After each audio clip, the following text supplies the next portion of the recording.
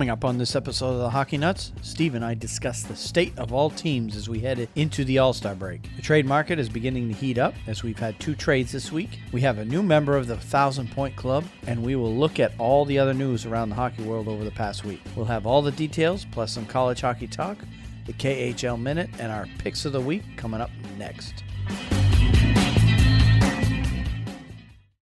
This is the Hockey Nuts Podcast, Season 1, Episode 24, recorded on Friday, January 27th, 2017. All-Star Break League Review. Shut up and sit down.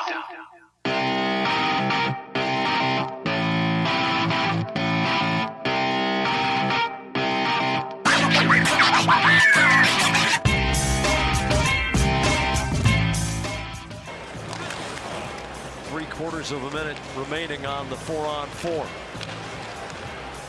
Moore gains the line. Cole taps the backhand against the grain.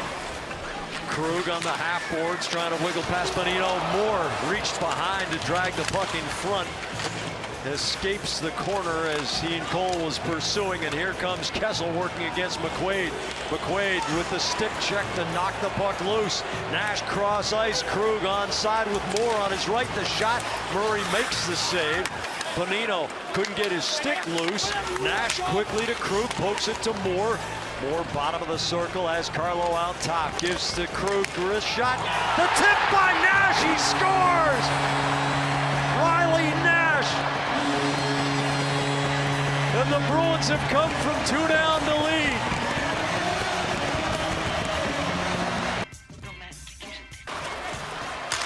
Zadorov didn't move that puck quickly enough. Timo Meier picked it from him. Wingels tried to get it all the way around, taken away by Golubev, but now it's Meier on the other side of the ice.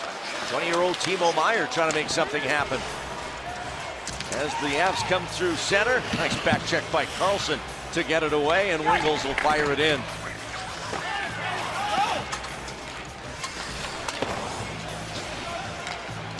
Vlasic, he's got Marleau in on a breakaway. He scores! That's 4 in the third for Patrick Marleau. What a night!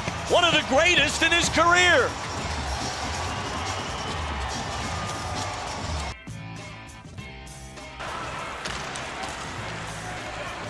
Skating 4 aside, Rangers leading 2-1.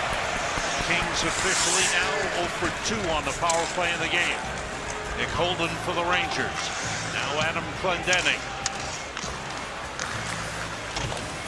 Zatkov out to get it. Blocked by Miller. Nice play. Open man. Zuccarello scores!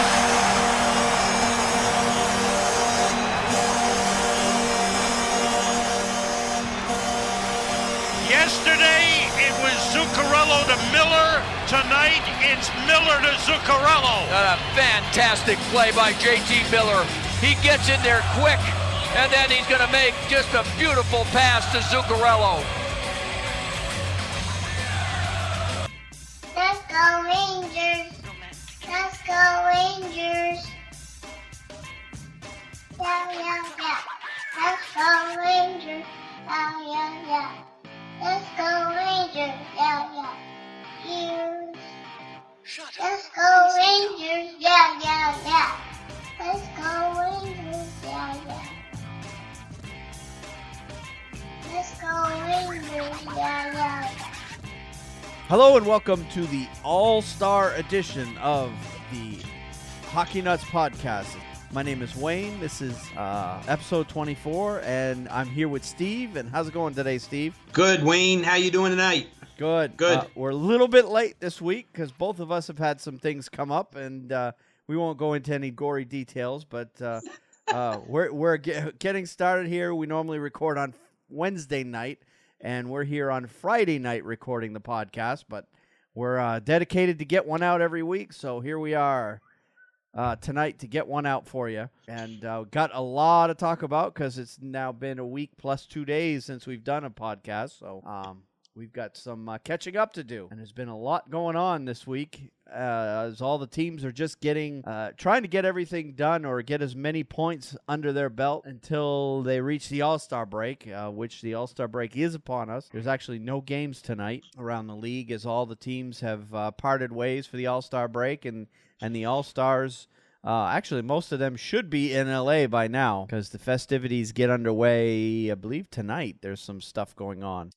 Not on the ice, but they've got the fanfare and all that other stuff going on. Steve, I don't know if you were able to participate back in 2011 when the All-Star game was here in Raleigh. I did not. Wished I would have, but I didn't. Yeah, we participated in as much of it as we could. We went to the fanfare. If I remember right, we went pretty much all day Friday. We went right from when it opened, got our picture taken with the Stanley Cup, did all the games that they have. We were talking a little bit before the show. They have the accuracy shooting game where you can, take a stick and take a shot at they give you they give you 5 targets, the 4 corners, and then the 5 hole in the middle. And I think they give you 10 shots, and I think I hit 2 targets. That's pretty good, though. And I've played a lot of hockey. I was mad. I thought I could at least get 4 in 10 shots, but you're not playing off ice. That's makes it a little bit more challenging. You're shooting off this plastic floor kind of surface. But anyway, I was able to get 2 targets, but that was about it. And then they have the hardest shot, and they got all these other stick handling, and the fanfare is a lot of fun. If the All-Star game ever comes to your town, you should go to the fanfare because it is a lot of fun. And a bonus, the Stanley Cup is there, and then you get your picture taken with the Stanley Cup, and in 2011, I'm sure they're doing it in LA too. The big stage that they had the Stanley Cup set up on, surrounding that stage at the bottom, they had a display with all of the trophies, the individual awards on display as well. So the Hart Trophy was there, the Norris Trophy, the Vezina.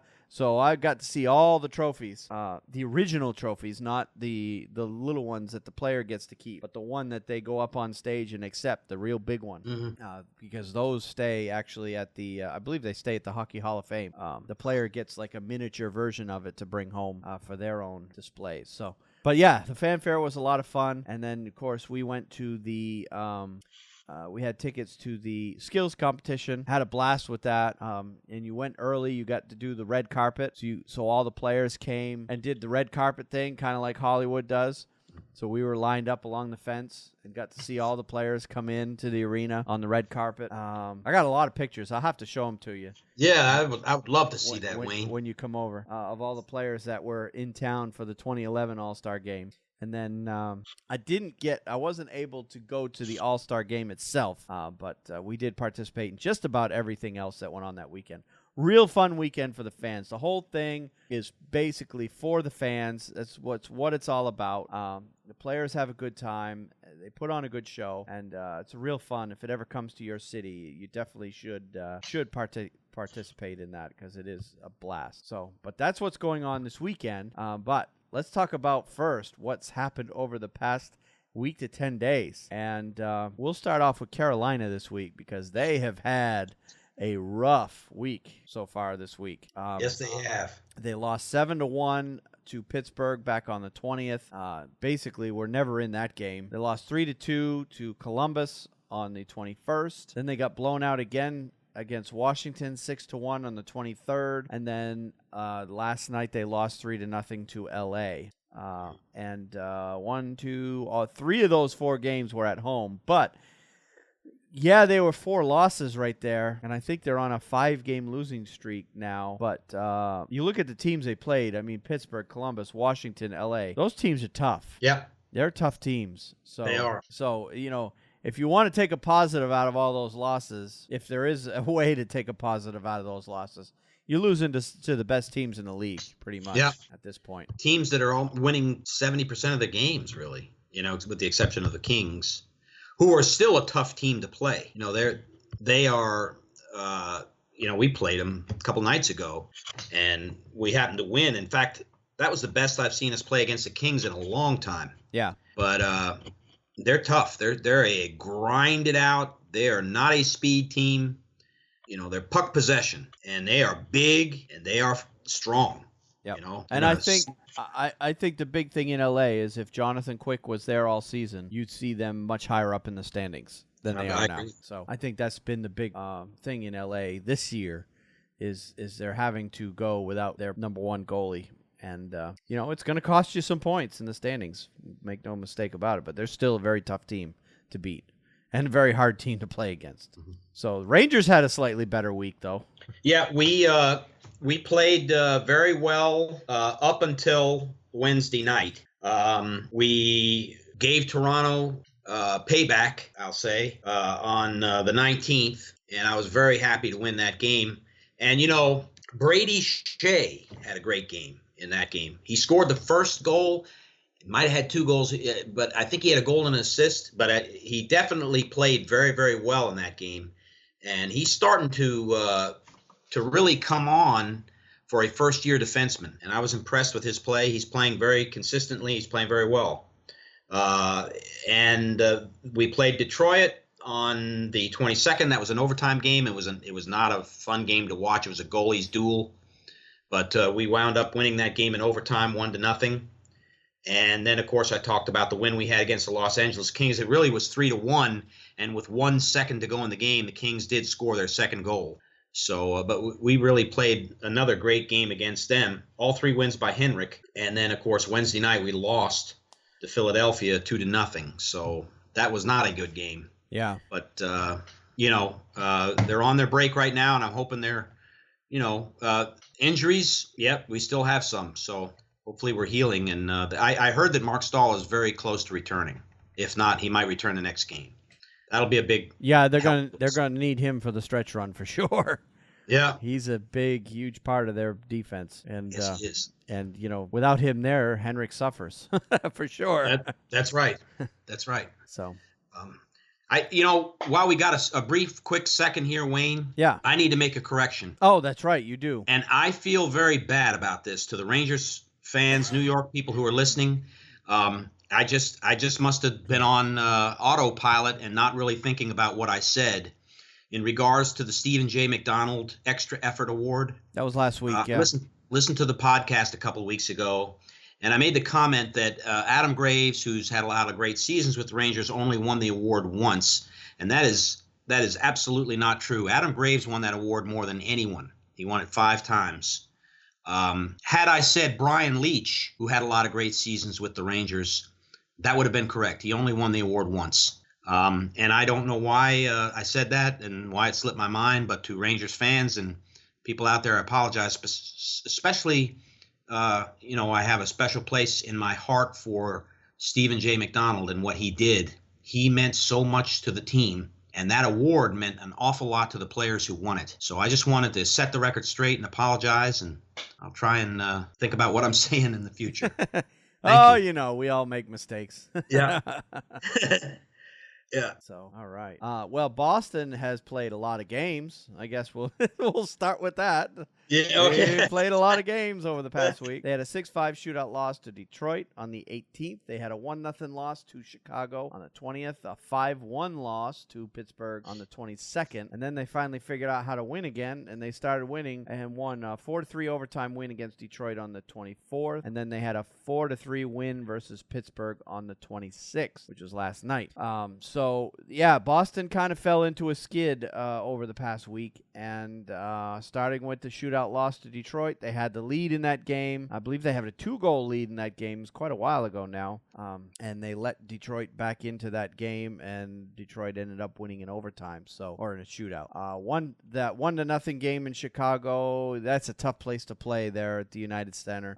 The Bruins played very well that night, but ended up giving up a goal late in that game and coming out with a 1-0 loss on that one. So those kind of hurt because you're playing so well and you just can't seem to put the puck past the goaltender there. Yeah. And it's just one of those games. And Chicago's a tough team. So yes, they are. And then the 5-1 loss against Pittsburgh on the 22nd. They just didn't play well right from the start in that game. And Pittsburgh pretty much they kind of hung close. It was 2-1 after 2 in that game, but then Pittsburgh came out in the third and just basically took it to Boston in the third period and just completely ran away with that game. And then that 4-3 game against Detroit, that win was one of those. Yes, a huge win to get them. Basically ended that. I think that ended the losing streak at 4, and get a win against Detroit. Even though it was a home game, it's still one of those wins that you got to have those wins against those teams, particularly in your own division, if you want to have any chance of making the playoffs. And then last night against Pittsburgh, I watched that game as well, and Boston played well start to finish. And glad you won that game. Yeah, they definitely needed that one. They were playing well right from the start to finish, but they fell behind 2-0 early in the first period in that game and ended up tying it in the second, and then finally went up 4-2 going into the third, and then Pittsburgh made it close. But one of the good things is the fans were back in Boston. The announcers were saying that the building was as loud as it's been all year, is one of the comments I heard. So that was good to see. That is. That's great news. But we'll get to the standings in a bit. But Boston is still sitting in a pretty precarious position in the standings. Some of the other games that went on over the past week or so that kind of piqued my interest. Back on the 19th, the Senators beat the Blue Jackets 2-0, showing that the Senators are not going to go away very easily. The Capitals beat the Blues 7-3 on the 19th as well. The Oilers beat the Flames as in yet another Battle of Alberta. That was a 7-3 game on the 21st. Oilers are playing very well right now. The Senators beat the Maple Leafs on Hockey Night in Canada back on the 21st. That was a 3-2 game. The Wild beat the Ducks on the 21st. Two of the Western Conference better teams played a game in that one. The Blue Jackets beat the Senators 7-6 on the 22nd. In my mind, two of the better teams in the East, although we wouldn't have said that this past summer. Blue Jackets and Senators being two of the best teams in the East. The Blues beat the Penguins 3-0 on the 24th. That was a huge win for St. Louis. Yeah. That game, that was a big win, and you're talking about the 3-0 one against Pittsburgh. Yep. I watched that game, and they pounded Pittsburgh. Pittsburgh's lost 2 in a row now. Yep. So maybe they're on a downswing. I don't know. Well, God, I sure hope so. Yeah, every team's going to have one time or another. And the Senators on the 24th shut out the Capitals 3-0, showing that the Senators, I mean, they've had a good week. Yeah. Beating the Blue Jackets, beating the Capitals, beating the Leafs, who've turned out to be a pretty decent team as well. Now, get these games. On the 25th and 26th, the Oilers went into Anaheim, beat the Ducks 4-0. Then the next night, they went into San Jose, beat the Sharks 4-1. That's playing darn good. The Oilers are playing very, very well right now. Making them a very they're already in the playoff hunt, but they're really cementing themselves in the top of the Western Conference standings right now. And then the final game that we wanted to mention, the Wild beat the Blues. I watched parts of that game, and the Wild were just all over the Blues that night. It was a 5-1 game, and that was last night to end the schedule to going into the All-Star game. Now, let's take a look at the standings as we stand going into the All-Star break. This would be a good time to take a look at where everybody in the league sits in the standings at this point, because from here on out, the schedule gets crazy busy for most teams, with the exception of the teams that still have their bye weeks to go. And right now, if we take a look at the Eastern Conference, in the Metropolitan Division, your top 3 teams are Washington with 72 points, Columbus with 68 points, and Pittsburgh with 65 points. And then in the Atlantic Division, your top 3 teams are Montreal at 65 points, Ottawa with 58 points, and Boston at 56 points. However, the one thing I want to point out with Boston is they've got 56 points, but it's taken them 52 games to get there. And most teams are some teams are as low as 47 games played, but most teams are around 49 or 50 games played. So Boston has played more games than anybody else in the Eastern Conference, and they're sitting right now in that number 3 spot. And the team directly behind them is Toronto, and they only have 55 points. They're only a point back from Boston, but they've got 5 games in hand against Boston. So essentially, during the bye week, Boston is going to be watching Toronto pass by them in the standings for sure. Now, in the wild card, you have the Rangers sitting there at 63 points, and then a big drop-off down to the second spot where Philadelphia is at 56 points. Yeah. So the Rangers are comfortably sitting in that number 1 wild card, but they're only 2 points behind Pittsburgh for that number 3 spot in the Metropolitan. Yeah. So you could see those two teams duking it out. But it looks right now you've got it's essentially a 5-team race in the Eastern Conference. Yeah, I heard an interesting point made the other day during the Wednesday night rivalry game, and I don't remember who brought this up, but being a Rangers fan, and I just real quick, okay, they're not in the top 3. Those 3 teams that you mentioned are playing the best hockey in the NHL. A case could be made. Yep. That Washington, Columbus, and Pittsburgh are the 3 best teams right now in the NHL. Yep. So the Rangers are hanging in there. They're not far behind. They're not. But a case could be made that they will have the top wild card position. So if the season ended today, they would play Montreal in the first round. They would. Yep. That'll be a very interesting series. But I wouldn't be sitting here, oh my God, we're in trouble. Yeah. It'd be better than playing Pittsburgh or Columbus. Well, I don't know about Columbus, but with no playoff experience, that's a problem with them. Yep. But you never know. But a coach that's got a lot of experience, you never know how it's going to turn out. And right now I'm feeling pretty good about our situation. So. Yep. Yeah, and one of the indicators that I look at on how good a team really truly is, other than looking at their record, I look at their goal differential. That's one thing that really stands out to me in terms of teams that are playing really well versus teams that aren't. If you look at Washington, they're at a plus 54, Columbus at a plus 46, Pittsburgh at a plus 31. Rangers at a plus 38, and then it drops off Montreal at a plus 25, and then after that, the closest is Toronto with a plus 12. Yeah. So you see those 5 teams are really standing out above the rest in the Eastern Conference. Yeah. Now, going down the standings a little bit further, like I mentioned before, Toronto is nipping right on Boston's heels and will likely pass them when Boston sits down for their bye week.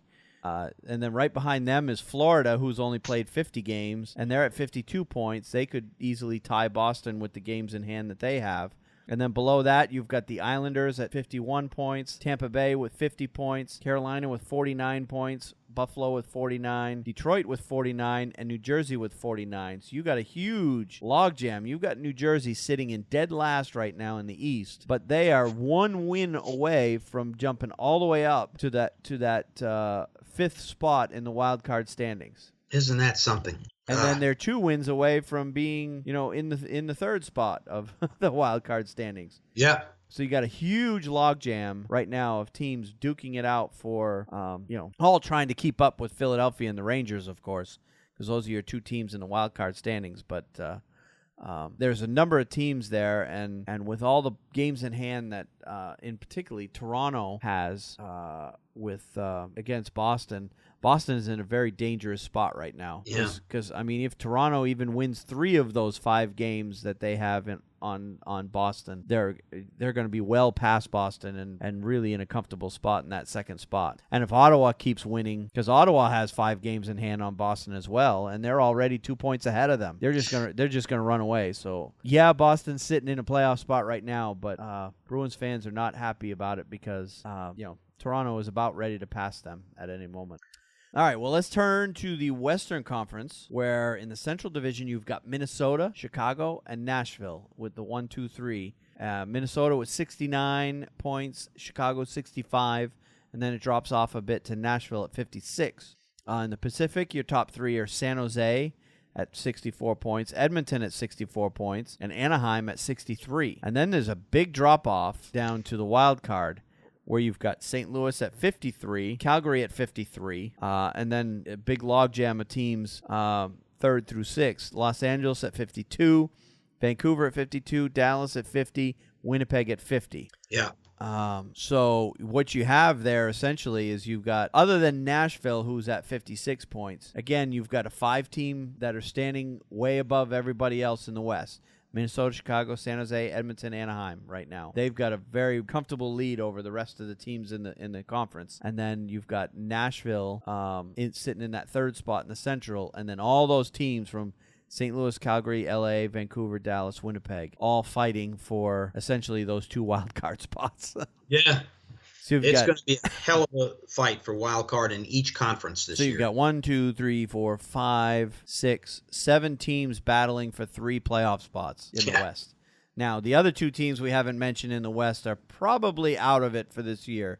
Arizona's only got 38 points, and Colorado has 28. Yeah. Those 2 teams, I would say, are probably out of the running. So if you're looking at the total league, here we are at the All-Star break. Most teams got 50 games under their belt. There's only 30 or so left, 32 to 35 games left in the season. And realistically, there's only 2 teams that are eliminated from playoff contention right now. Yeah. I mean, it's amazing. It is. Yeah. The NBA certainly can't say that they've got only 2 teams left in playoff contention.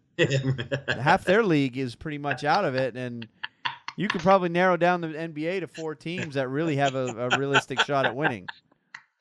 The way the NBA is structured. I don't know how they still have fans in that league, but anyway. And LeBron James is not going to be a hockey player, in case you saw, I did see that article. Someone said, I can't remember who it was, but someone said, yeah, he wouldn't make a good hockey player. Well, duh. John Tortorella. Yeah. Yeah. But, that's right. That's right. So, but yeah, to see 28 out of 30 teams still in the running for the playoffs with a legitimate, realistic shot at making the playoffs, as long as any one of these teams finish strong, they can do it. Yeah. Is a good thing to see. So, makes every game worth watching for sure. And it reiterates the fact that every game counts, right? Yeah. From October all the way through April. Right. So, all right. Well, enough talking about how everybody is. Let's get some of the news stories done and out of the way. We'll start with some transactions that have occurred over the past couple of weeks.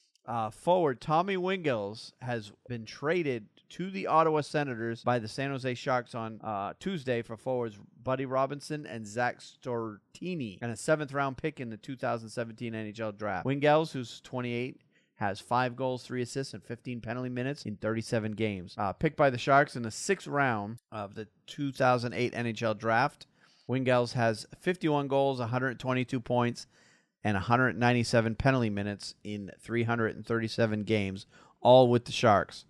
Wingels has an NHL salary cap charge of $2.45 million and is in the final season of a 3-year contract. He can become an unrestricted free agent on July 1. Senator said he'll join the team on Ottawa on Wednesday. So this I see as a move to add some definite grit to Ottawa's team. Yeah, Tommy Wingels, I don't know how I would characterize his Stanley Cup last year, but he was not a non-factor. He definitely, he was in the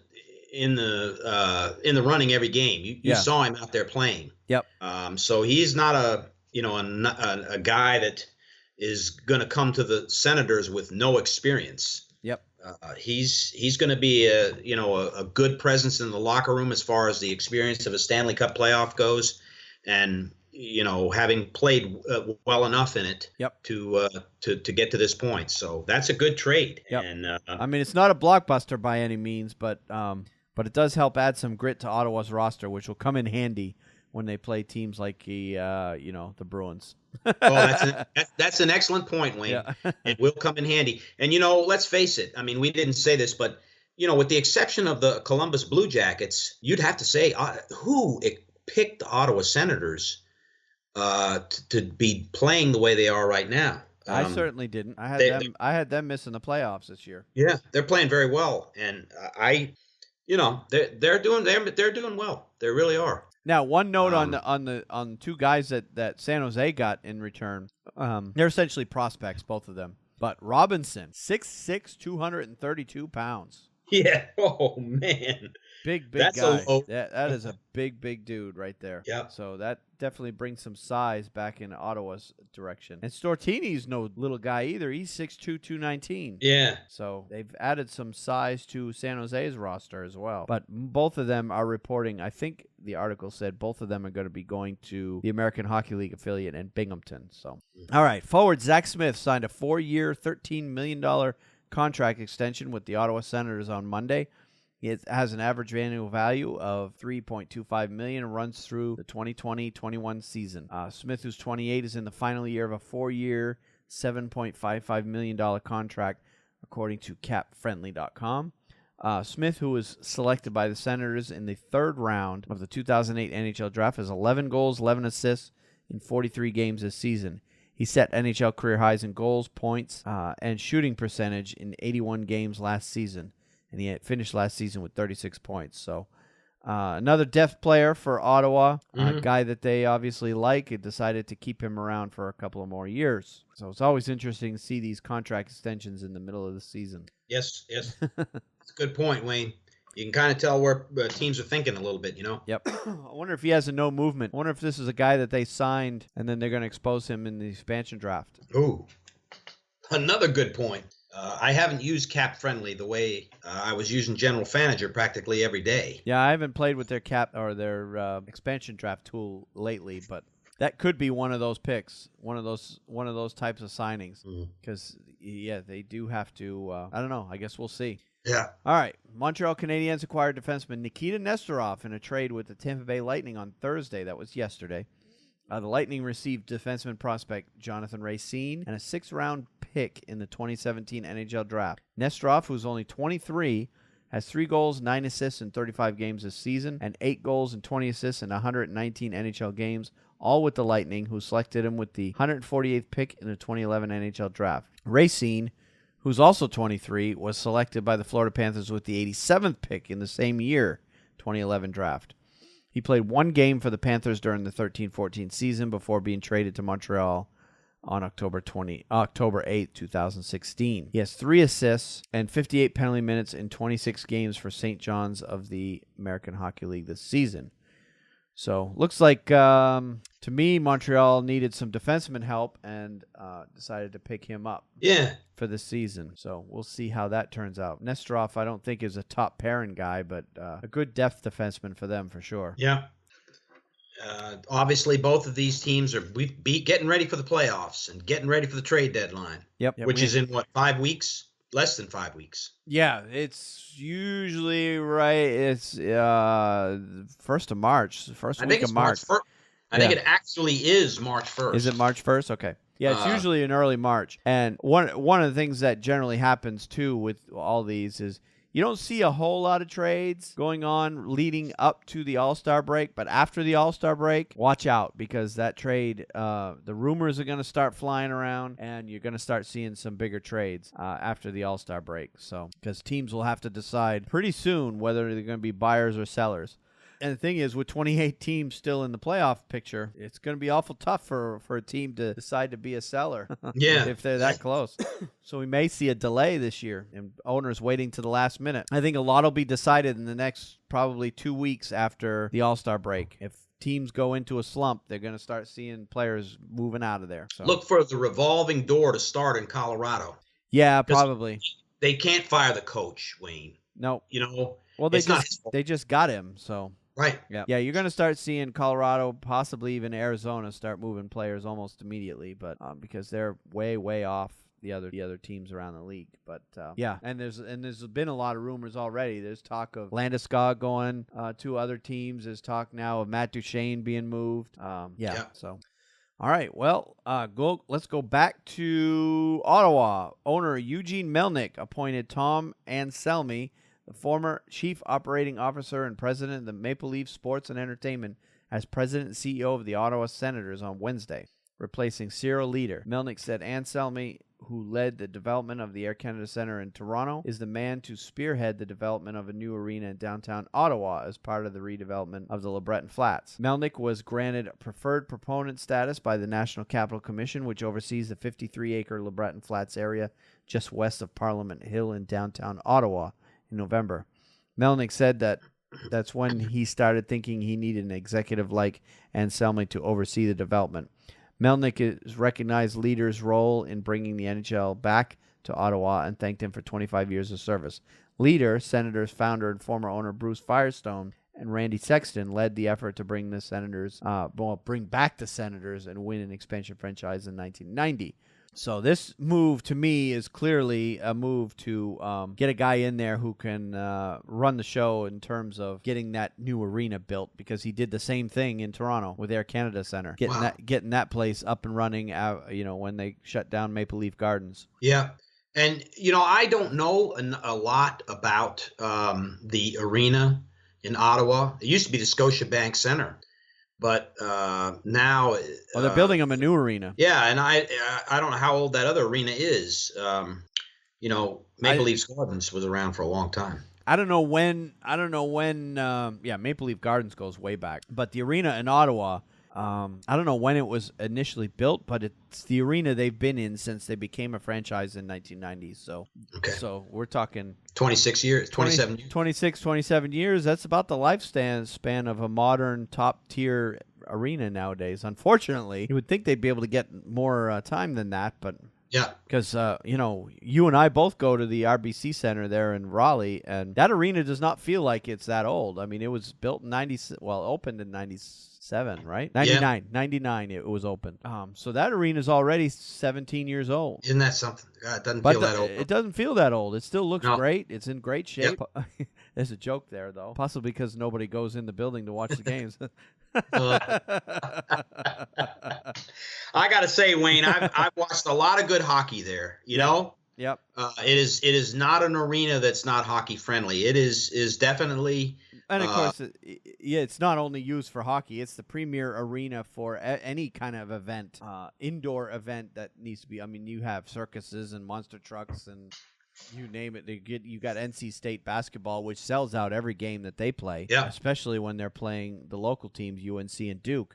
So the arena gets a lot of use, but it's still in tremendous shape. You're right. And then, if the Hurricanes start winning again, and they're starting to show signs of it, up until this most recent losing streak, the fans are going to come back, and they have. Right. When they were winning there in December, the crowds were getting bigger and bigger with each successive game. Yeah. And that's just the nature of the beast here in Carolina. You got to have a winning team on the ice, and you'll draw the fans. It's the way it is, And I think cities like Nashville and Dallas and all those, the two Florida teams, same goes for them. As long as they're winning on the ice and consistently making the playoffs. Don't have to make it every year, but making it more often than not, the fans will show up. But if they go into a long drought like the Canes have, the fans are going to become indifferent and not go. But we've beat that dead horse for enough. Yeah. But anyway. All right. So let's move on to injuries. And there's been a fair amount of them over the past week. So we'll start with Los Angeles Kings goaltender Jonathan Quick. We've got an update on him. It was announced last week earlier this week that he likely won't start playing again until early March at the earliest, which was said by General Manager Dean Lombardi. He hasn't played since injuring his groin in the first period of the season opener against San Jose Sharks on the 12th of October. Lombardi said Quick has yet to resume skating, so looks like he's nowhere closer to returning than he was way back when. So this injury of his has really, really become a long-term thing for him. Oh, yeah. So, and LA's going to continue to struggle until he's back, I think. And, what you hope is that when he comes back, they've taken the time to heal him not only from the injury temporarily, but permanently, so that he's not suffering that, because that groin injury, I'm telling you, it can end a goalie's career if it's severe. Yeah, groin injuries for a goalie is probably the toughest one to come back from. Yeah. With the amount of stretching they've got to do. And Quick is one of those guys that is a mobile, active, powerful goalie. And he did the splits probably deeper than a lot of goalies do. Yeah. He's a very nimble guy, so... All right. Detroit Red Wings will be without forwards Thomas Vanek and Dylan Larkin against the Boston Bruins at TD Garden on Tuesday. In fact, this was posted before the game, and in fact, these guys did not play. that night because I did watch the game. Vanek is day-to-day because of a lower body injury sustained when he appeared to be hit by a shot from forward Andreas Athanasiou at the end of the first period of the Red Wings 1-0 overtime loss to the Rangers on Sunday. He left the ice on his own and did not return. Larkin was placed on a 7-day injured reserve because of an upper body injury. He played 17:57 against the Rangers and has 12 goals and 18 points in 47 games. So looks like both of them got hurt in the Ranger game. Yeah. I don't know if you watched that game or not. The Rangers Red Wings. Yeah, I did watch that game. I don't remember the Vanek injury per se specifically, but the injury to Dylan Larkin, I seem to remember that one, and I'm not quite sure. I think it was a hit on Larkin, but I'm not quite sure. I don't specifically remember the play, but as a matter of fact, I didn't know that Larkin was out until you brought this up in this story. Yeah. So. Okay. Goalie Jake Allen is not with the St. Louis Blues to start the road trip that begins Saturday against the Winnipeg Jets. The decision was made, and this was posted again last week. The decision was made by General Manager Doug Armstrong after Allen's recent struggles, which include being pulled from a 7-3 loss to the Capitals on Thursday, and this is not yesterday, but last Thursday. The third straight start and fourth time in 6 games he was pulled. Allen has allowed 10 goals and 36 shots in the past 3 starts, with .722 save percentage. Jake's struggling right now, and I made a decision Thursday night that I think taking a day away and getting a total reset. He could get a reset traveling with the team, but I wanted a complete reset, and when we come back on Sunday, he's back in net and ready to go, Armstrong said. To me, he's going to take the day to rest with his family. He just had a young baby, but the play needs to improve, and I want him to get a fresh start. He practiced today, and now he can go home, and when we practice on Sunday, he'll be ready to go. Allen, who was unavailable to comment, is 17-12-3 with a .285 goals against average and an .897 save percentage. His backup Hutton is 6-6-2 with .280 goals against and .892 save percentage. So, reason I put this one in our injury set is, well, his injury seems to be with his head. Yeah. But I heard, that was a big topic of conversation in the game a couple nights ago with Pittsburgh, and Hutton played very well in that game. He got a shutout. So they brought it up. It was talked about by the announcers, and again, I don't know what happened. Question is, has Allen played since then? Because this article was posted a week ago. Well, he did not play in the game against Pittsburgh. I don't know if he's returned after that game, but I think they've only played one game. And they lost that game. St. Louis lost that game. God, I'm trying to look back here. He hasn't played. Actually, he did play in a backup role with against Minnesota on the 26th. Okay. That was the game they got blown out by Minnesota. He came in relief, played 17 minutes, faced 3 shots, and did not give up a goal. So, but he has not had a start since all this went down. So hopefully he'll get back going because St. Louis is relying on him to be their guy going forward. That's exactly right. If he plays lousy, that's it for St. Louis. Yep. He's their number one guy at this point. All right.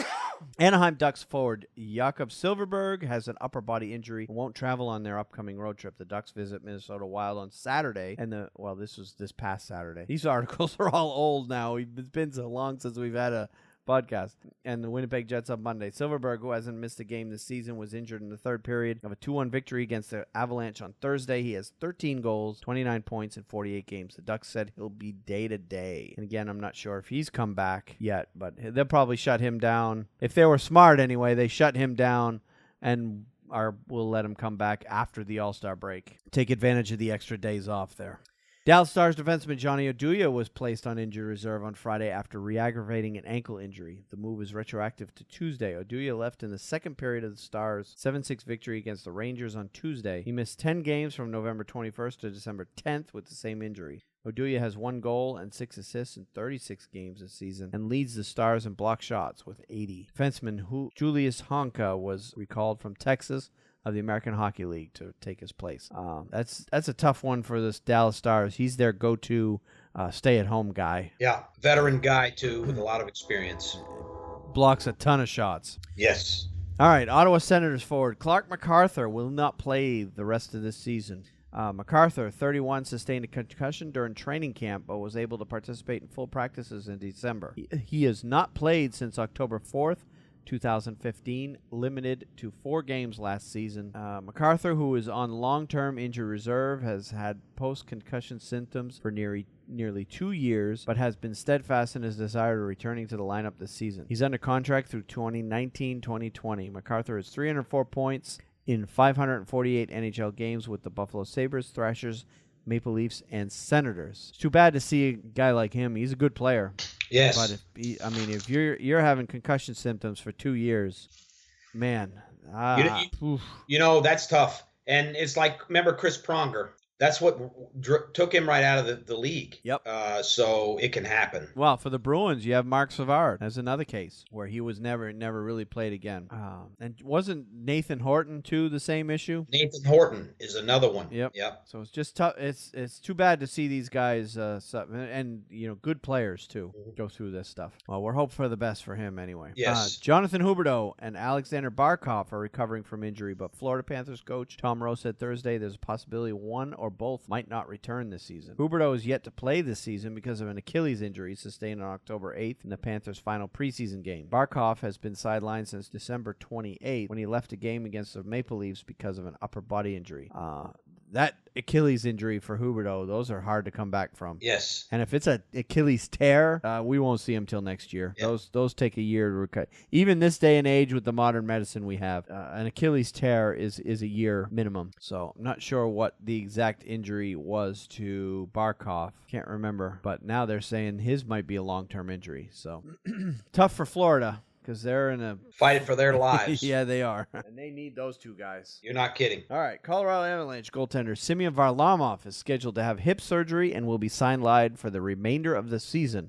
Varlamov has been in and out of the Avalanche lineup. He's missed 12 of the past 18 games because of a groin injury. After further evaluation from our team doctors, it was determined that the best road to recovery was surgery. I'm sure the performance of the team is also a factor in that. Yeah. Doing this procedure at this time ensures that Semyon will be fully healthy for the start of training camp next year, said Avalanche GM Joe Sakic. So, that's a case where the team is in the tank.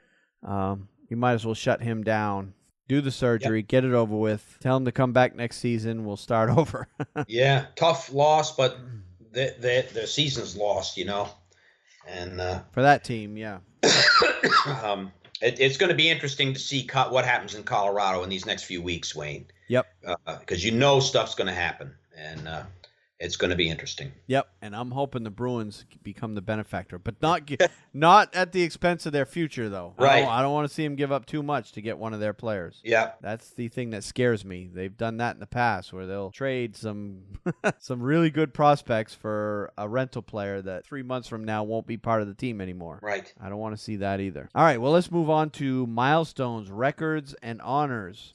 When Brian Murray made the decision to leave California and move closer to home to coach the Ottawa Senators in 2004, he figured he'd do that for a few years and wind down his distinguished NHL career. 12 years later, Murray is still working, and his important contributions to the Senators will be recognized when he becomes the first member of the Senators' Ring of Honor on Tuesday. It actually happened this past Tuesday. He'll be honored before a home game against the Washington Capitals, the team that gave Murray his chance to break into the league in 1981. Murray, who's 74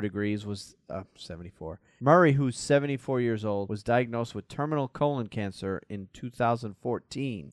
He's continuing to take chemotherapy and alternative treatments and has been encouraged by the results, and he stepped down as GM in May to focus on his health to spend time with his family. He stayed on as senior hockey advisor to the Senators GM Pierre Dorion. Murray said being recognized as the first member of the Ring of Honor takes on special significance after former Senators captain Daniel Alfredson had his number 11 retired back on December 29th. The Ring of Honor, established in August by the Senators Player Honoring Committee, will be located on the 300 level of Canadian Tire Center. So very good.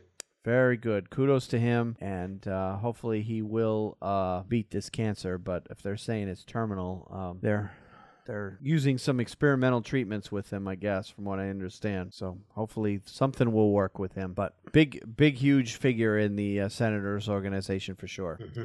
Okay, Pittsburgh Penguins left wing Connor Sheary, New York Islanders goaltender Thomas Greiss, and Washington Capitals right wing TJ Oshie have been named the NHL's 3 stars for the week ending January 22nd. Sheary led the NHL with 6 goals and 9 points in 4 games, highlighted by a trio of multi-goal performances to lift the Penguins to a perfect 4-0 week. Greiss went 2-0-1 with a 0.98 goals against average, .971 save percentage, and 2 shutouts to guide the Islanders to 7 out of a possible 8 standing points. Amazing how fast they're turning around after getting rid of their coach, huh? Yeah. Oshie collected 6 points in 3 games to power the league-leading Capitals to 5 out of a possible 6 standing points last week. So yeah, good to see the Islanders. Well, not for you anyway. I'm not sure if it's for real. Sometimes you get some fresh air and the players, they change their play or their habits, and they run upon some luck and la-di-da-di-da. But, teams have to know who are in the playoff picture when they face the Islanders that they need those 2 points. Yep. And the games are going to be very tough down the stretch here now. And I think we play them twice. I think the Rangers are definitely looking at, we've got to have those 4 points. Yep. And if we're looking at that, everybody else is. So sure, those games will be very strongly contested. But I'm glad to see Doug Waite's doing well. Yep, he's doing well. So to start with over there. All right. Vancouver Canucks captain Henrik Sedin scored a second-period goal during the Canucks' 2-1 victory against the Panthers to become the first player in franchise history to reach 1,000 points. Sedin became the 4th Swedish-born player in NHL history to register 1,000 career points, joining Matt Sundin, Daniel Alfredsson, and Nicklas Lidstrom. Sedin is the 85th player to score 1,000 NHL points and the 38th to do it with one franchise, and the 4th who was born in Sweden, which I just said. Sedin has 233 goals and 767 assists in 1,213 games in 16 seasons in the NHL, all with Vancouver. The 36-year-old center has 11 goals and 19 assists this season. He didn't get an assist on Lucas Spiza's winning goal early in the third period, but he started the play that led to it. So kudos to him. And when I saw him get the points, first thing I did was looked up to see where Daniel Sedin was. Yeah. And Daniel Sedin is roughly 40 points behind him. So we'll be revisiting the Sedins again with the 1,000-point plateau either late this season or early next season in terms of getting those points. And it's amazing. One thing that's amazed me is, seems like just yesterday, first of all, that the Sedins joined the league. Yeah. But the fact that those two have been able to stick together all these years. They played on the same team all the way up through the minor system, minor leagues, whatever, juniors, all the way up through, and to get to the pros and still find a way to stay together. It's an amazing story to see. Yes, it is. And Brian, Wayne, looking at the other Swedish-born players with 1,000 points, it's for sure Henrik is probably going to pass a couple of those guys. Yep.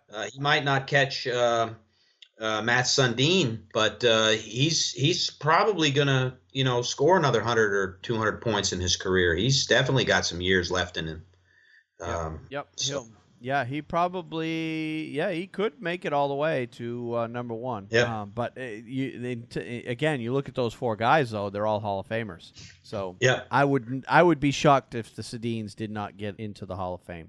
You're right. Question is, will they be able to do it in the same year? I agree. I don't think he's ever going to go down. I mean, Matt Sundin is in the Hall of Fame, but you want to talk about a top 5 defenseman of all time, Nick Lidstrom is there. He is, one of the greatest defensemen to ever play the game. I just once want to see those two not play together. Just separate them and see. Now, it did happen in the in All-Star games over the years past when they were doing that draft thing where all the players would come together and they draft the 2 teams. They did that They started that the year that they did the All-Star game here in Raleigh, and they continued it for a couple more years. And there were a couple of years where, because of that draft, the players decided they were going to separate the Sedins. And, it's happened in those types of games. But other than that, they've never been apart. Yeah. Yeah, that's fascinating. You're right. It is fascinating that sports careers, the way they are going now, that those two have maintained their relationship as teammates. Yeah, like back in the day, when I was going to school at the University of Maine, they had a twin brother pairing that went to school at Maine as well. The Ferraro twins, similar situation, except the players weren't as good. But when they made it to the pros, I don't think they ever played together on the same team once they left Maine. They were drafted by separate teams. They ended up on separate teams, and they never played together essentially again. They might have played after their NHL careers were done and they were continuing to play in the minor leagues. They might have gotten back together. I don't know that for sure, but to keep these guys together, especially two top-tier guys. I mean, Vancouver had to made, the year that they got drafted, they had to make some huge trades just to position themselves in order to get the two twins, because they were adamant they wanted to keep them. They were drafted second and third overall the year they were drafted, but the Canucks had to do some. I can't remember the details of the trade, but they had to make some trades to get a pick up there, because they knew that if they didn't get 2 and 3, I think they had the number 1 pick that year actually. And they made a deal with the team that was at number 1 to drop down to number 2, and with the promise that team would not pick one of the Sedins. And then they made another trade to get the number 3 pick in order to get 2 and 3, so they would be able to get the Sedins. And I think it was Florida for some reason, I was thinking. And then Florida went and picked whoever went number 1 overall that year. Details are vague, but that's essentially what happened the year they were drafted. That's how they were able to pick them together. All right, well, let's move on to the next one. Columbus Blue Jackets forward Cam Atkinson was added to the roster on Thursday for the 2017 NHL All-Star Game in Los Angeles on Sunday. He will replace injured Pittsburgh Penguins forward Evgeny Malkin for the Metropolitan Division. Atkinson was tied for second in the NHL with 24 goals and tied for 7th with 46 points. How did he not get picked in the first place? Yeah. He has 5 game-winning goals for the Blue Jackets, who are second in the division, 4 points behind the Washington Capitals. He joins Columbus teammates goaltender Sergei Bobrovsky and defenseman Seth Jones on the Metropolitan Division team. I mean, if you watch the Blue Jackets play, he is one of the best players on the ice. I mean, I'm surprised he's not on the All-Star team. Well, I think he's one of those guys, he's come up from nowhere, and they kind of, with the All-Star game, they kind of have to give the nod to the established veterans first. Right. Your Crosbys, your Malkins, and there's plenty of them in that division. You've got the Ovechkin in that division. You've got, you name it. They're loaded with top-end talent. But as soon as one of those guys drop out, they took the opportunity to take one of the new kids, which I think is great. So yeah. And also, the best player on the team so far this year, arguably, is Sergei Bobrovsky. And a lot of teams only have one player. So, they're going 3 deep on with Columbus. So, and there's another, All right, well, let's move on to suspensions and fines, and we had a couple of those this week. Arizona Coyotes forward Peter Holland has been fined $3,611.11. Not 12 cents, but 11 cents. Yeah. The maximum allowable. The maximum allowable under the collective bargaining agreement for punching an unsuspecting opponent. Tampa Bay Lightning forward Andre Palat during NHL game number 698 in Arizona on Saturday, January 21st. The incident occurred at 9:05 of the second period. Holland was assessed a minor penalty for roughing. So basically, he just sucker punched a guy. They fined him. And the other one we have this week is for our Boston Bruins forward, Brad Marchand, has been fined $10,000. Yeah, God. The maximum allowable under the collective bargaining agreement for a dangerous trip against Detroit Red Wings defenseman Nicholas Kronwall during NHL game number 714 in Boston on Tuesday, January 24th. The incident occurred at 12:27 of the first period. I believe he just got a minor penalty for tripping on that. I saw the play, and it's one of those plays where you hate to see. He was skating across the blue line, and at that particular moment, Kronwall was kind of standing still. Whether he was transitioning from going out of the zone to going back in the zone, whatever reason, he was standing still at the blue line. Yep. Marchand came across the blue line. Kronwall had his back to Marchand, and Marchand just came through and just slew-footed Kronwall. Just stuck his leg out and tripped him. Kronwall never saw it coming. When I see these plays like this happening in amateur hockey, it is automatically a penalty. And if the player ends up hurt by it, I don't hesitate at assessing a major penalty for injuring the opponent, because it's an extremely dangerous hit. And quite frankly, Marchand shouldn't have done it. And I'm quite frankly surprised that he didn't get suspended along with that big fine. Wow. Because he probably should have. Now, did it look intentional to you, Wayne? Yes, it was. Yeah. Oh, yes, it was. Yeah. And, of course, you know how kind of player Marchand is. Yeah. Every team hates him. Bruins fans love him, but I don't hate him. I actually like him. I think he's a great player, and I think the world of him. Until he does something to your Rangers. He's a shorter guy. He's not a tall, big, 230-pound Robinson-like guy that they just got, in the trade. But he's got a lot of heart, and he's a great player. I like Brad Marchand very much.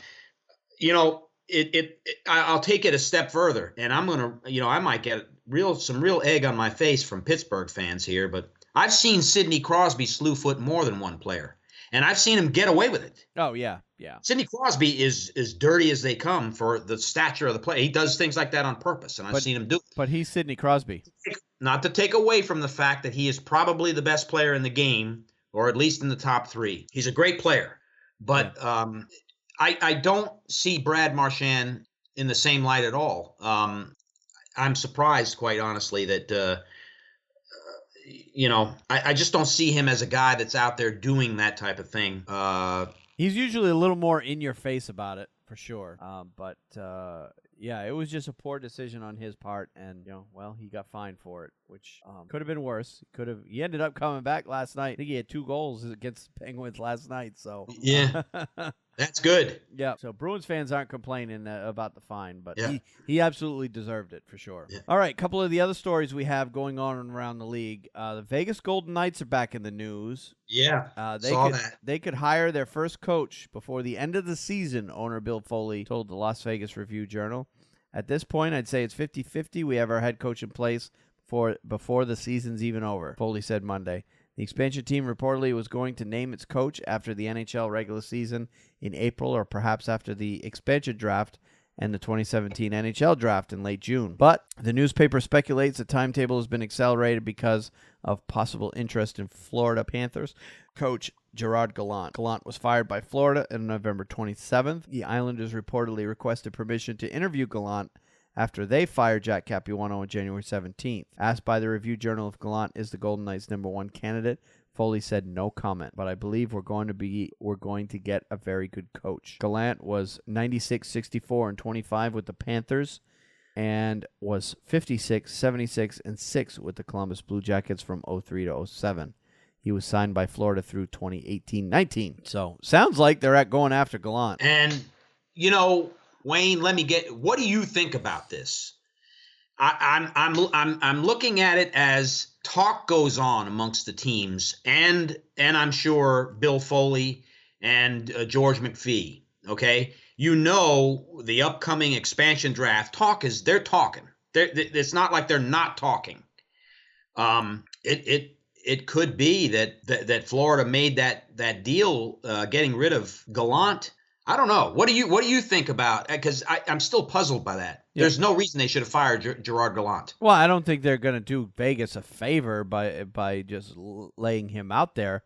Not saying that. Yeah, I'm saying. You know what I'm saying? Yeah.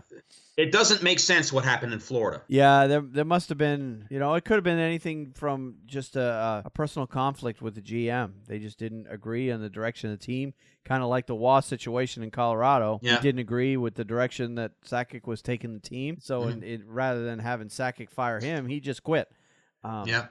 you know, a lot of that stuff happens behind closed doors. We just don't know what the real truth is behind the matter. I mean, I'm hearing stories after the fact with Bruins players that have left the Bruins via trade or free agency, and the reasons why you find out after the fact. Yeah. You know, there's rampant speculation. This is pure speculation. I don't have any evidence, but the reason that Tyler Seguin was traded was because he was having an affair with Nathan Horton's wife. Oh, wow. So. So, you know, you don't know these things, and it's all rumor and speculation. Right. But not knowing anything else off the cuff, I think Gerard Gallant did an awesome job turning around the Florida Panthers and getting them playoffs. And if the the Vegas Golden Knights are fortunate enough to gain him as a coach, that would be a great guy to start out. Yep. And I don't blame Vegas for going out and looking for if they've got a candidate that they know they want, why not get them on board? Right. But I'm saying, here's the coach. Don't take Jonathan Huberdeau. I'm not saying. Yeah, right. I'm just, something. And I'm sure I'm sure Yeah. having the coach on board would allow him to have some say in the players that they get with the expansion draft. So they probably want the coach in place before the expansion draft. So it makes sense for them anyway to do so. Yeah. So we'll see. We'll see. I'm expecting something probably around the trade deadline from Vegas in terms of their coach. It's my guess. All right. Well, the NHL today, this was posted a few days ago, announced that the details of the 2017 Coors Light All-Star Skills Competition and the format of the 6 events that will showcase hockey's top talent on Saturday, January 28th on NBCSN in the U.S. and on CBC in Canada. Prior to the 2017 NHL All-Star Classic All-Star Skills Competition, the NHL Legends will face celebrities from the worlds of movies, television, and music in the 2017 All-Star Celebrity Shoot only in Los Angeles. I'm gonna have celebrities playing hockey. Oh, that's gonna be awful. I'd rather just stick with the Legends. But anyway, a friendly hockey game at 2:15 at Staples Center. Doesn't look like they're gonna televise that. They'll probably just show highlights, which there probably won't be many. Anyway, fan-elected captains Carey Price of the Atlantic Division and PK Subban of the Central Division, Sidney Crosby of the Metropolitan Division, and Connor McDavid of the Pacific Division will guide the team selection process to determine which players will participate in the 6 Coors Light NHL All-Star Skills Competition events. Each of the 44 All-Stars will compete in at least one of the 6 rounds of skill-based contests. And those, the contests are of course, they all have sponsors, each one of these contests. All right, so you have the Honda NHL 4-Line Challenge, which I'm not sure what that one is yet. They might be inventing some new ones this year, which would be nice. The DraftKings NHL Accuracy Shooting. I know that one. The Bridgestone NHL Fastest Skater. Pretty straightforward there. Oscar Mayer NHL Hardest Shot. What are they going to do? Shoot at slabs of bologna?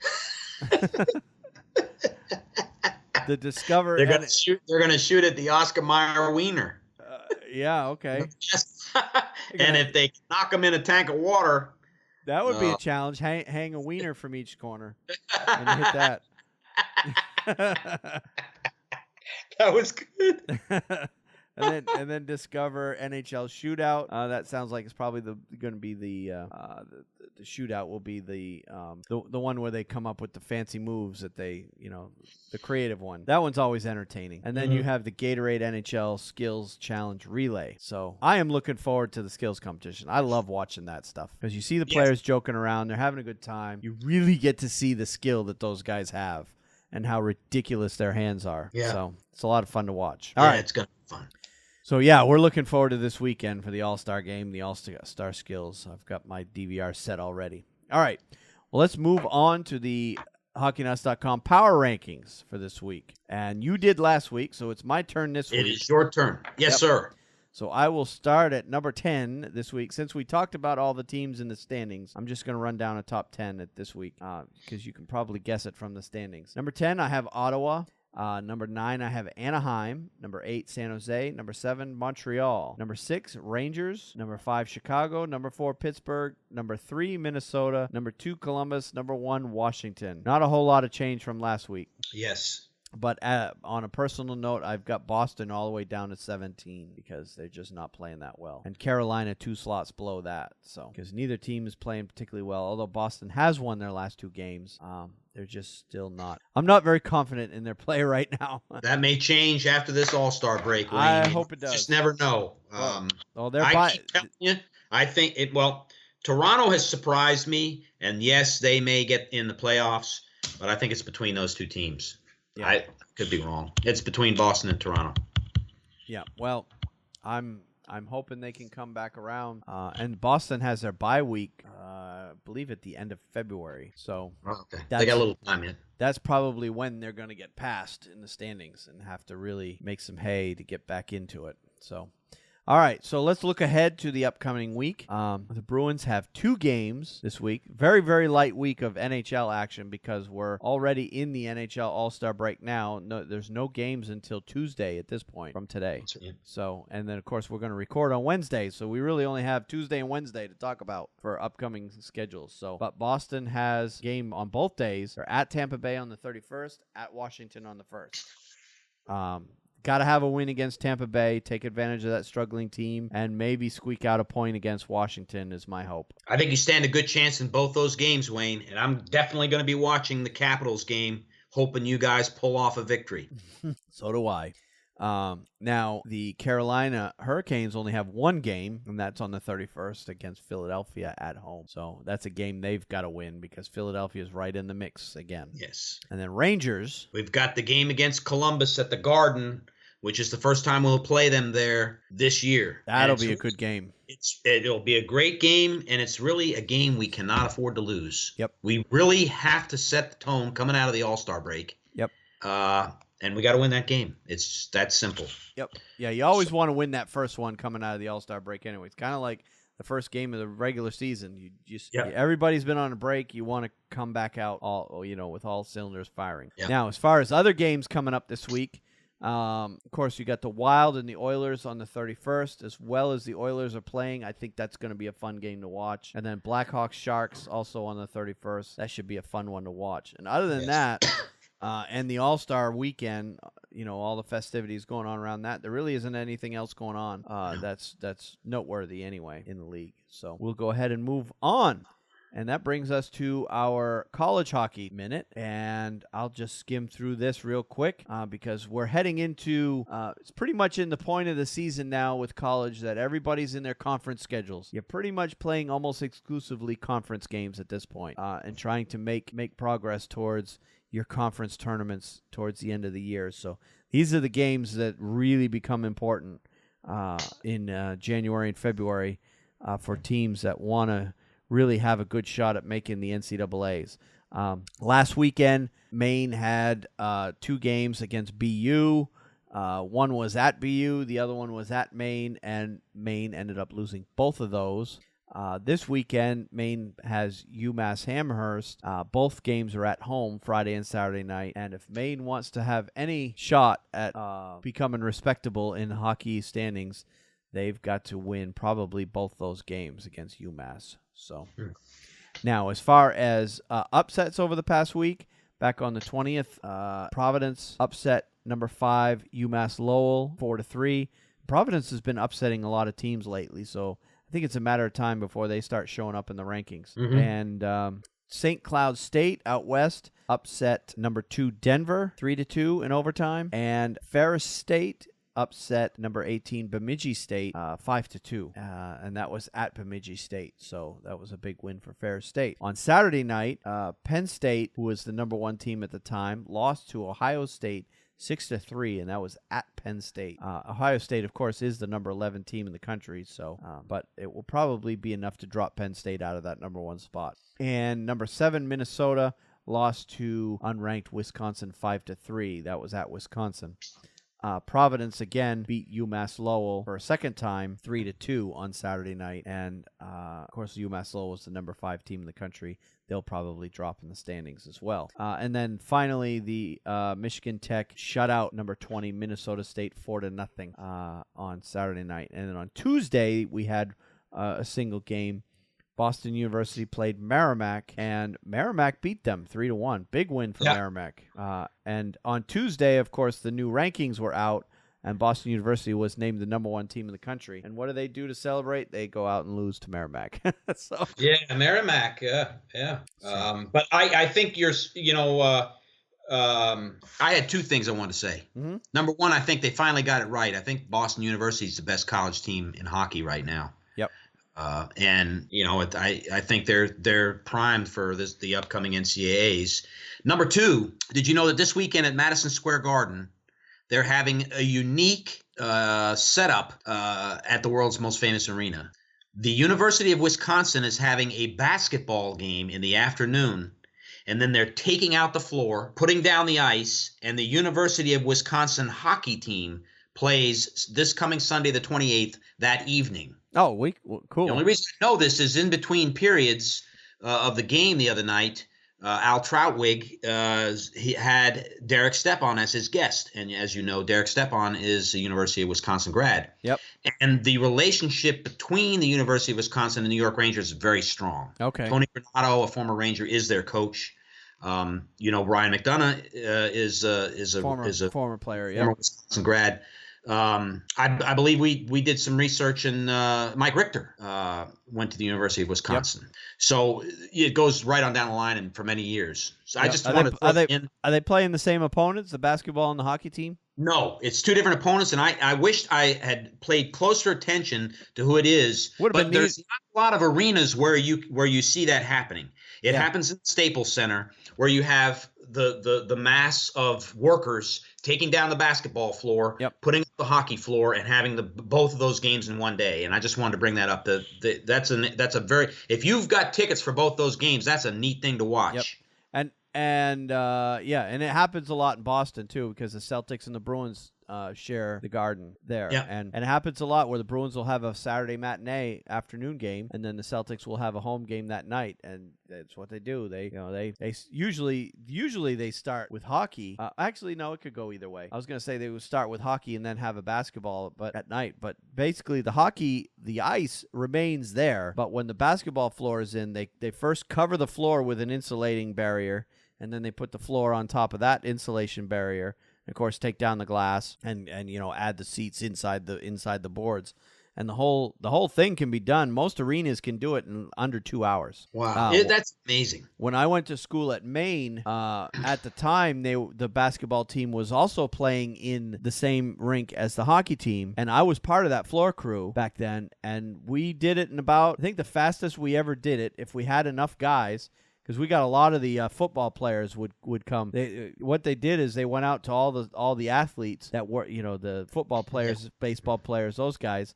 They went to them and said, okay, here, $25, $40. I don't remember what it was at the time. Come work for an hour and a half, 2 hours to help put down the basketball floor or take up the basketball floor, and you make a sweet bit of cash for doing it. And if they got enough guys, because it all depends on how many guys you have to do it. The more guys you have, the faster you can do it. But I think the fastest we ever did it was in 90 minutes. We were able to transition from hockey to basketball or vice versa. Yeah, and it's pretty neat to be able to do it. I was part of the glass crew, so we had two crews starting at one end of the rink, and they'd both go in opposite directions, and we'd meet at the other end of the rink in the middle. So you'd have two crews going down each side of the boards, either taking off or putting up the glass. Yeah. And that was my job as part of that crew, was taking the glass on and off the boards. Yeah. So that was very interesting. So it was pretty neat time to be part of one of those crews to be able to do that back in the day. All right, so upcoming this week, other than those two Wisconsin games, you have number 9 Harvard playing number 14 Cornell. You have 18 Omaha playing number 3 Denver, and you have number 2 Minnesota Duluth playing number 6 Minnesota. So you've got number 1, 2, and 3 teams all playing big games this week. So we may see more changes at the top of the rankings. On Saturday night, you have number 5 Union playing number 16 St. Lawrence. You got number 15 Notre Dame playing number 13 Boston College. That'll be a good game. And number 7 Mass Lowell plays number 1 Boston University.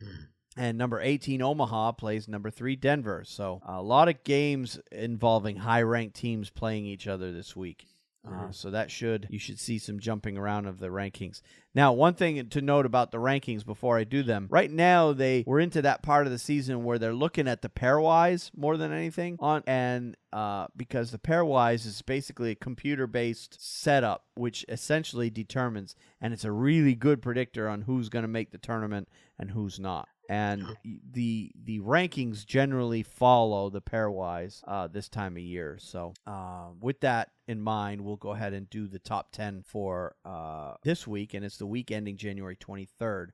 And at number 10, we have Western Michigan, up from number 13. Number 9, you have Harvard, who's down from 6. Weren't they number 1 at one point, or they were up there? Yeah, they were. They were like 1 or 2, and they dropped. Yep. At number 8, you have Ohio State, down from number 11. Or up from number 11. UMass Lowell's at number 7 this week, down from number 5. Minnesota's at number 6, down from number 7, or up from number 7. Number 5, you got Union, who's been climbing the charts. They're up from number 9. They were down in the teens a while ago. Yeah. Well, they're 17-5-2. That explains a lot of it.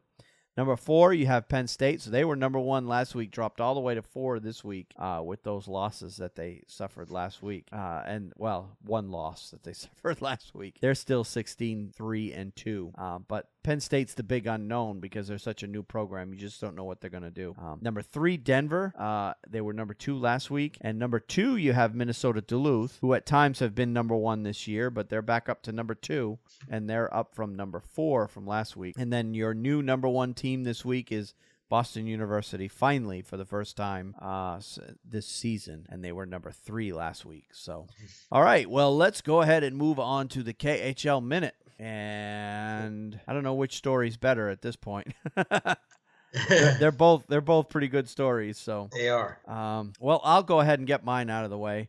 Okay. Actually, I had 2 kind of smaller stories. They weren't real big. First and foremost, we have Mozyakin, is a name we've talked about a lot this season. Yes. And he set another record again over the past week, and he scored his 37th goal, Sergei Mozyakin, to set a new KHL record for scoring in the regular season. I'm like, 37 goals is the record for and I looked it up, and sure enough, 37 goals is the single season record for goals in a season. Now, granted, the KHL's only been around for 10 years or so. I can't remember when they transition out of it. They're obviously not including the old Russian Elite League stuff, because that would include some guys back in the 80s who scored a whole lot more goals than that. Yeah. I don't think they have anybody who scored 92 like what Gretzky did back in the 80s. But anyway, 37 goals is now the new KHL record for goals in a single season. Of course, that number will grow because he still has quite a few games left this year. Yes. So that was one story. The other story I've got was talking about the All-Star game for the KHL, which was, I believe, last weekend. And the story that I have out of the All-Star weekend was a story about this young kid named Andre, and this name is difficult, Altibermakian. All right, Andre Altibermakian. Anyway, is a underage player who got to play in the All-Star game because they decided this year with the All-Star game for the KHL to include 4 top players from the MHL Youth League's Challenge Cup, which is basically Russians' version of the Canadian Hockey League, or the Memorial Cup, the major junior leagues that you have in Canada. This is their version of it. So they basically picked 4 players from their junior leagues to be able to play, one on each of, because they follow the same format that the NHL is. They broke up the All-Star team into 4 small teams, played a little tournament to determine a winner. So they picked, each one of those teams had one young underage player playing with them, which I think would be an interesting thing to do here in the States. But we'll talk about that in a second. But anyway, this young player, and I'm not going to try to do his name again, he plays for the SKA Silver Lions, scored the game-winning goal for, and I can't remember the name of their team, but he basically scored the game-winning goal in the game that he played in, and they won the game 3-2. And that goal overshadowed the performance of Locomotive forward Brandon Kozun, who scored 4 goals in 2 games for Team Tarasov. So But anyway, kudos to him on coming up big in the big game with all the stars there in the KHL. Yeah, I think that's great. I think that's a great thing that they're doing. To allow a younger guy to come in and see how he does. Yeah, I don't think the NCAA would allow college players to do that with the NHL guys, but you could certainly bring in a Canadian Hockey League stars. Yeah. And what I would like to see, if the NHL wanted to follow suit and do something like this, I doubt they will, because they won't do anything that would be deemed as a copy of KHL, because the NHL deems themselves a superior league to the KHL. Even though the KHL doesn't agree. But anyway, but it would be kind of neat to see them pick 4 draft-eligible junior players. So not guys who already belong to NHL teams, but pick 4 kids that will be drafted this coming June and have them come to the All-Star weekend. Yep. I think that would be fun to see. It would be. That's a very, very good idea. Yep. A lot of fun. So, but they would obviously have to be KHL player, or not KHL, CHL players, because the rules in the NCAA probably would prohibit players from college players from being included with professionals in a format like that. So, all right. What did you have for yours? What did I have? Mine. I've been talking SKA the whole year, and I might throw in Metallurg, Magnitogorsk a couple times, but I love the uniforms of Admiral, and that's why I like them as my favorite team in AHL. That anchor is awesome that they wear. Yep. So I wanted to talk about my favorite team this week, Admiral Vladivostok, and they are in the playoffs again. They won. They beat Medvesac Zagreb, the team from Croatia, 4-1. And as the story goes, Admiral secured its spot in the playoffs with a 4-1 victory over Zagreb, thanks to a strong second period show at home to Medvesac.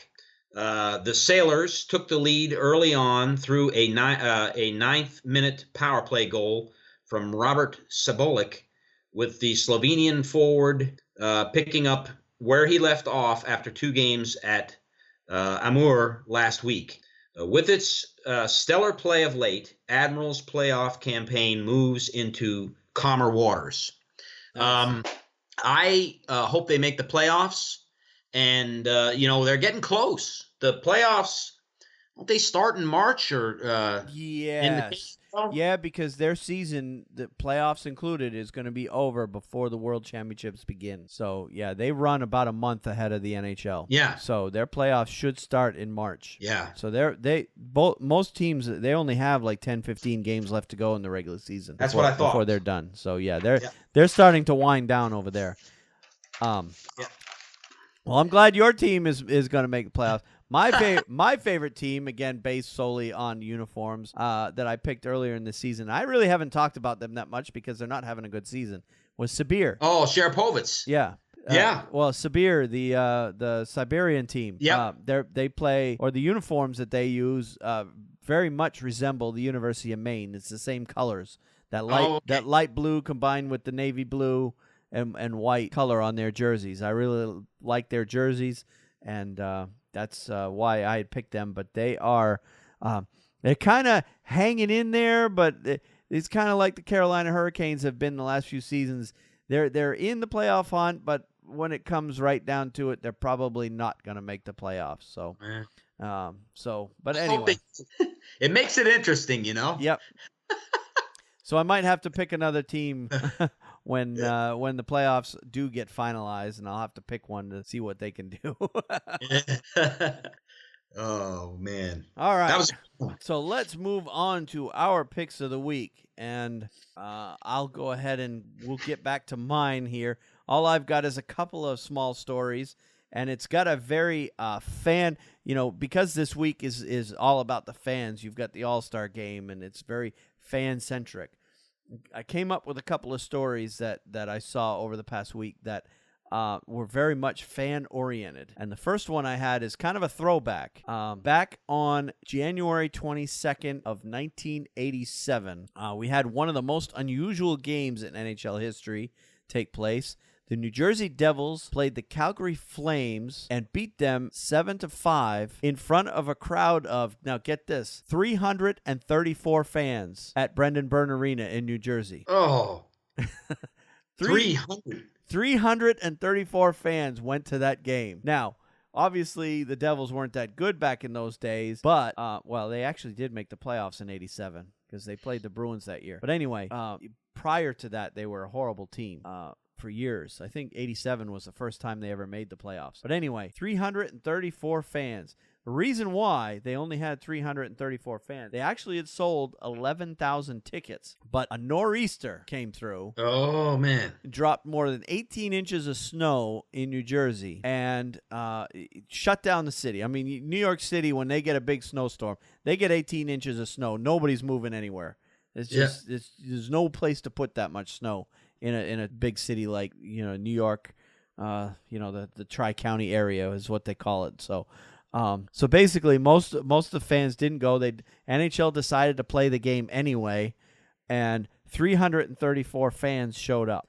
Now, a representative of the team actually went around the arena while the game was going on to each fan in the arena, got their name, address, contact information, and they honored each one of these fans by sending them a frame for their ticket and a T-shirt called the 334 Club.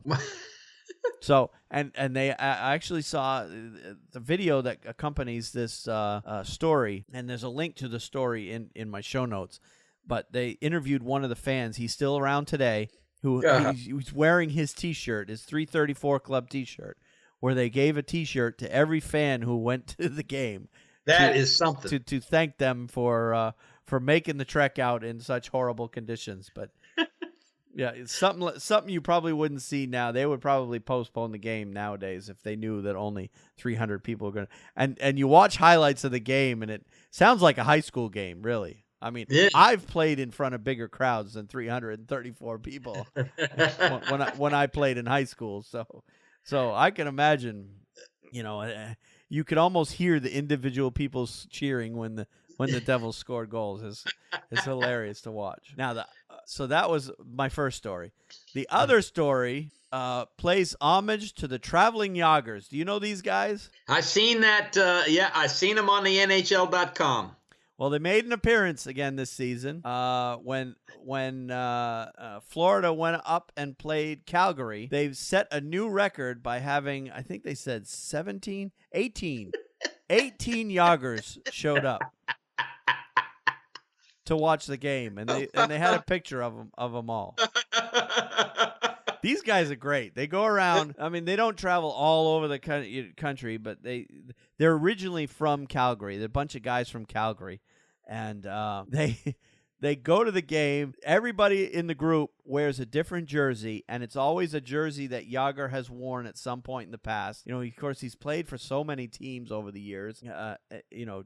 Who knows how many NHL teams, but you also have, during NHL lockouts in years past, he's played for European teams, and of course, he's played for his native Czech Republic. So there's a lot of jerseys with his name and number on it. And these Traveling Jagers, they all show up and all sit together in one spot, all wearing a different jersey with Jágr. They got the hair. They got the whole thing. It's a great, great thing. I wish I could see these guys in person. But they actually sat, when they were in Calgary, directly above where the player tunnel for the Florida Panthers. So when Jágr went off the ice, I think it was at the end of warm-ups, when he went off the ice, he looked up the guys and saw them there, and he gave him his trademark salute. So that was a great moment for everybody. So it's a great thing to see. The Traveling Jagers are still going strong. But yeah, they set a new record in Calgary, and then a couple nights later they went to Edmonton. Not all 18 of them. I think like 10 of them went. I think is what the article said. But those same guys went and followed the Panthers to. That's good. To Edmonton to go watch Jágr play again. But yeah, the Traveling Jagers have made an appearance yet again this season. Very good pick of the weeks. Very good. I'd like to see the Traveling Jagers myself. Yep. I don't think they come to this area, but I think they have made the trek to Florida before, though. Yeah, isn't that something? We ready? My pick of the week? Yep, go ahead. My pick of the week is Mr. Patrick Marleau. Yes, he had a big week last week. Who happened to have a very big week and did something that not very many people have ever done. He scored 4 times in the third period, including his first 3 in a span of 7 minutes and 42 seconds to get a hat trick and tie the NHL record for goals in a period and propel the San Jose Sharks to their 5th consecutive victory, 5-2 over the Colorado Avalanche. I did a little checking. He did tie the NHL record for 4 goals in a period. No one has ever scored 5 or more goals in one period. Oh, okay. So he did something that only 12 players, and Marleau became the 12th player to score 4 times in a single period, and the first to do so since Pittsburgh Penguins' Mario Lemieux on January 26, 1997. Oh. Marleau becomes the 3rd player this season to score 4 goals in a game, joining, of course, Austin Matthews, who did so in his debut with the Toronto Maple Leafs on the first game of the season, and Montreal's Max Pacioretty, who scored 4 goals in a game not too long ago. Yep.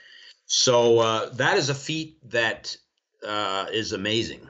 And to do it in one period. Wow. And to do it in one period. And if I'm not mistaken, he did it on 4 shots. I could be wrong on that, but he scored 4 goals on 4 shots. So really amazing. Yep.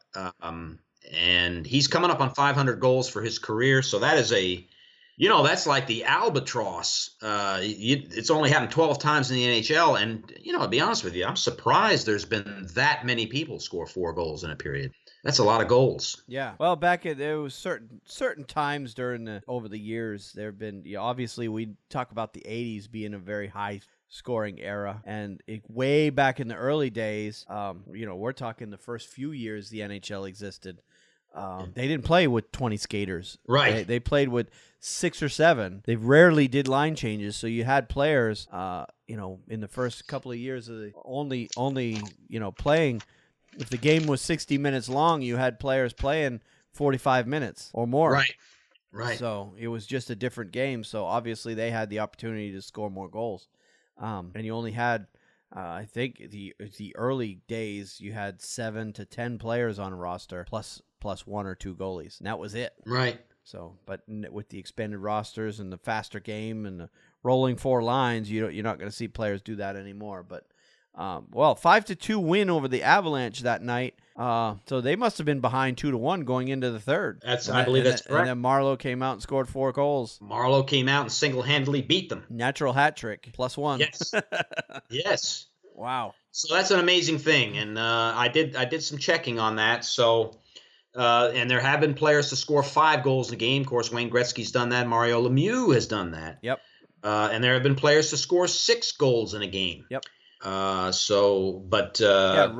Red Berenson, I think, holds the modern record for goals in a game. I know you mentioned Joe Malone before the show. Right. He's one of those early pioneers that played whole games. Right. So a lot of times when they talk about goals in a game, they don't include those early players because of the fact that some of those guys played the entire game and obviously would have a better opportunity to score that many goals. But I believe Red Berenson holds the modern-day record for goals in a game, and I believe it's 6. 6 is correct. Yeah, for modern players. I think there was another guy to tie him. There was a second guy that scored 6. Yeah, but he was the first to do it, yeah. And Red Berenson, I believe, is still the head coach at the University of Michigan. I believe you're right. Yep. Yes, he is. So very good. All right, well, I think we have talked on enough. It's been a long show. We had 10 days worth of stuff to talk about, so it took a little longer to get through it this week. Absolutely right. Lot to cover. But anyway, I'd like to remind everybody again that we always are looking for feedback on the show. So if you want to add your 2 cents to our show, there's plenty of ways to get in touch with us. All the links are in the show notes for this podcast, and I'll just briefly run down. You can email us at feedback@thehockeynuts.com. You can voicemail us at 919-960-1718. You can tweet me. I'm at Wayne Halley 9. Steve is at SBall504man. Of course, we have our Facebook page, our YouTube channel. Our website is at thehockeynuts.com. You can get all the details just about there. And, of course, visit the show notes for all the details. So, I think we're done. We'll go ahead and wrap things up for this week. Unless you have anything else to add. Just good to work with you, Wayne. It always is to talk about this great game we love so much. We do. We do. And I'm really looking forward to watching some All-Star stuff this weekend. I know a lot of people are bored by it because the hockey intensity's not there, but I just love to watch the skill. It's just the pure skill of the best players in the world play. So that's why I enjoy the All-Star stuff so much. We got the hitting and all that stuff and the fighting. You got the regular season for all that. This weekend, it's about pure skill, and that's what I really enjoy to watch. I try, even as a player, I try to learn a few things from some of these guys. It's hard because their hands and stick are moving so fast. It's hard to pick anything up you can take into your game. But anyway, it's still fun to watch. Anyway, it's just a different style of game, and we're really looking forward to it. So, without further ado, let's go ahead and wrap things up. And until next week, we'll talk to you later.